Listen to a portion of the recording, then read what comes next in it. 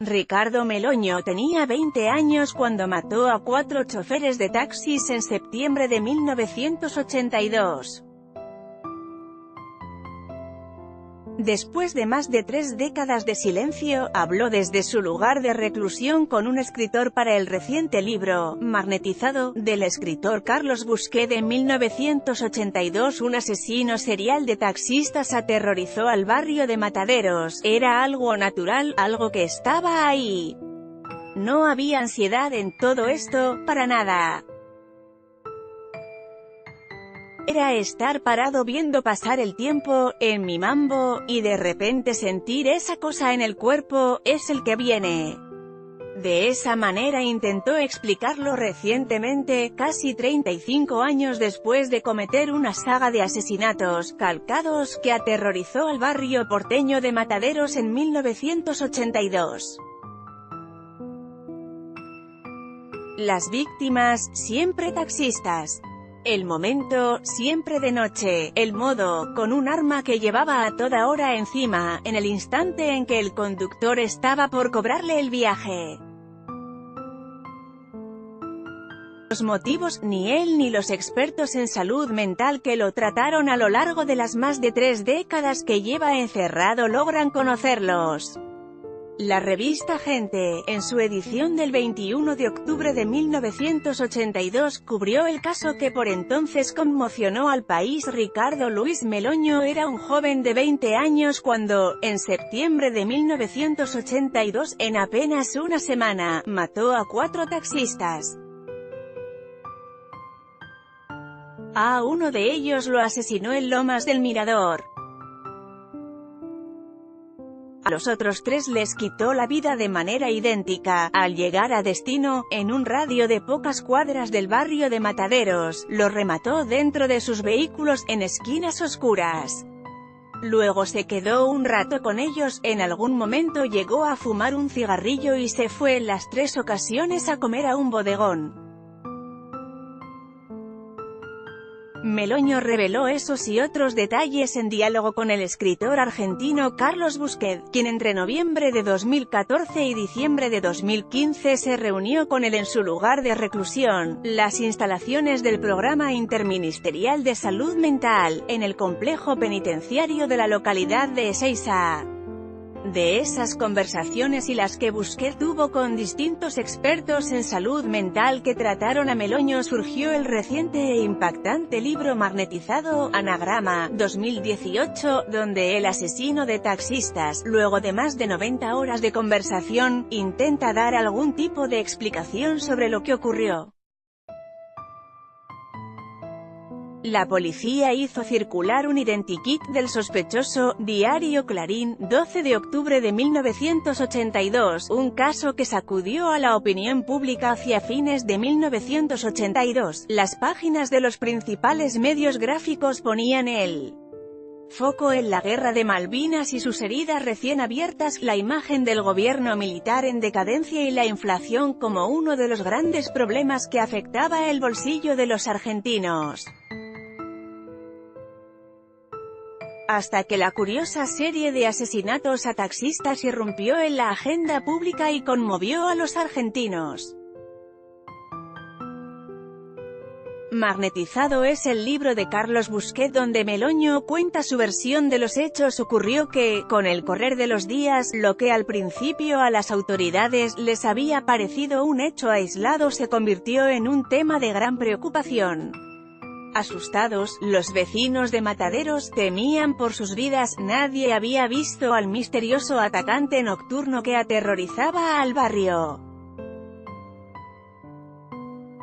La prensa de la época cubrió el conmocionante caso. Clarín, octubre de 1982, el primer taxista asesinado apareció dentro de su vehículo, en la calle Pola.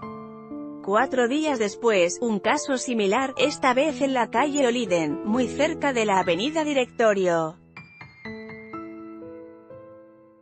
La víctima falleció camino al hospital sin poder dar datos del atacante.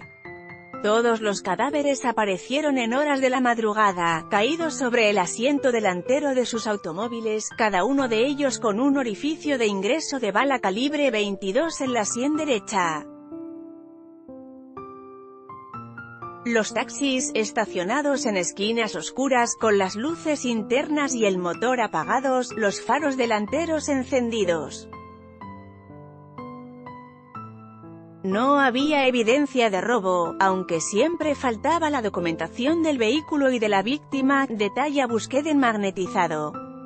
Luego del segundo caso, la policía intentó armar un operativo especial, con efectivos de comisarías de toda la ciudad, y hasta elaboró un identikit con el rostro del posible criminal. Las distintas hipótesis del caso en el diario La Prensa del 18 de octubre de 1982. Sin embargo, y pese a las medidas tomadas, el asesino volvió a atacar, el 28 de septiembre.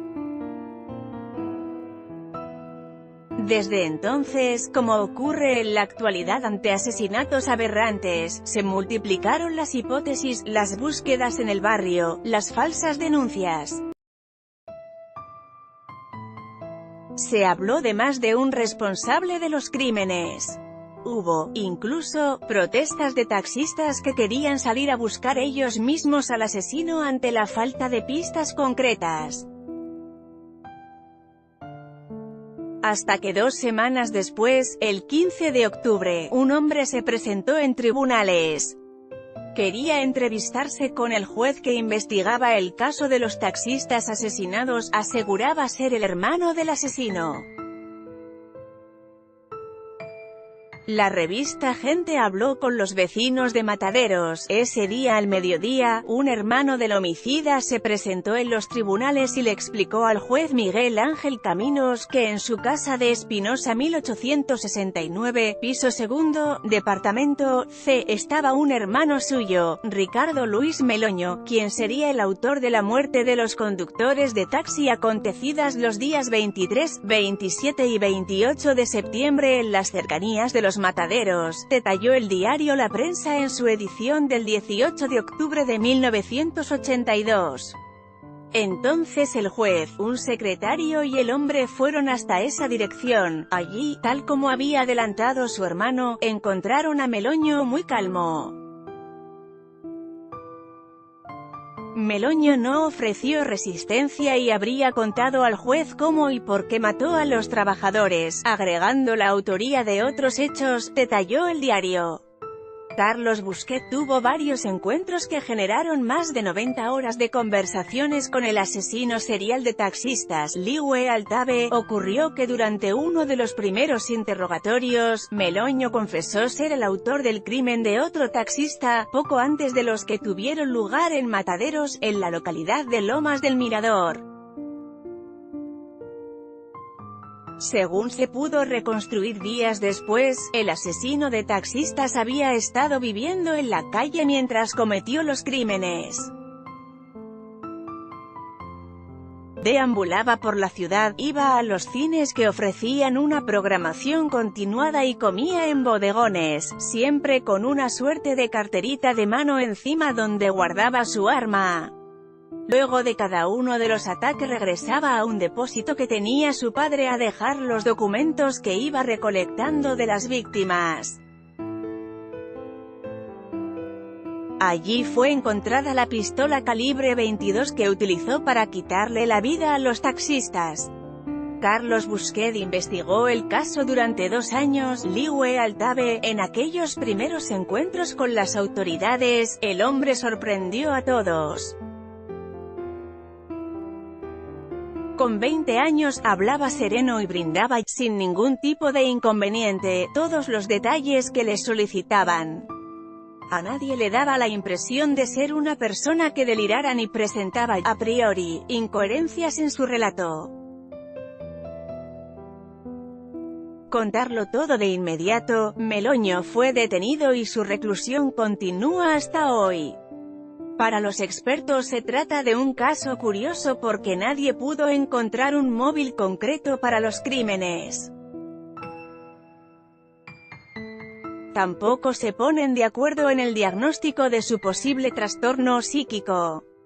Un taxista dio su testimonio mientras se investigaba el caso de los choferes asesinados. Revista Gente. A lo largo de los 35 años que Meloño lleva privado de su libertad, quienes lo trataron llegaron a distintas conclusiones y ninguna certeza. Dijeron que padece un síndrome esquizofrénico sobre una personalidad psicopática, que lo suyo es un trastorno de su personalidad antisocial, que fue víctima de un cuadro delirante crónico, entre otros diagnósticos. Luego de tantos años de encierro, Meloño dio su versión de los hechos y lo hizo para Magnetizado, el libro de Carlos Busquet.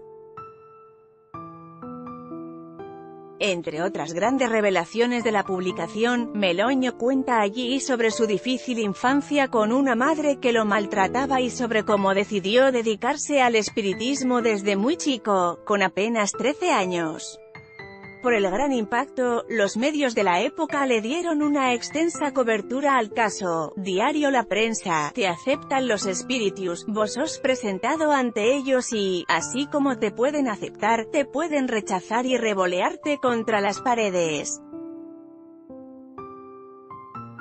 Fui bautizado con sangre, me dieron los santos de cabeza que me iban a guiar, para que me den fuerza, relata. Allí el hombre también intenta recrear qué sintió luego de cometer los crímenes.